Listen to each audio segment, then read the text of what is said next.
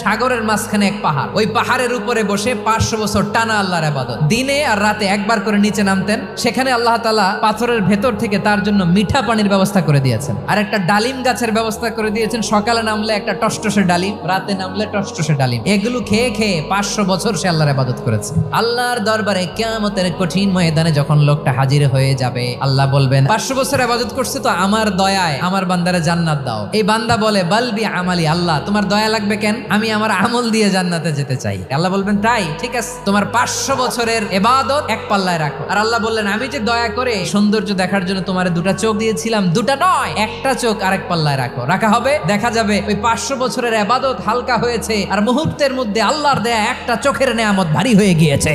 ফলাফল দেখো, হিসাব বলে তুমি এখন জাহান্নামে যাবা, যাও এবার জাহান্নামে যাও। এবার লোকটা কাচুমাচু করে বলে আল্লাহ এবার আমি বুঝতে পেরেছি তোমার দয়া ছাড়া দুনিয়ায় কেউ জান্নাতে যেতে পারবে না।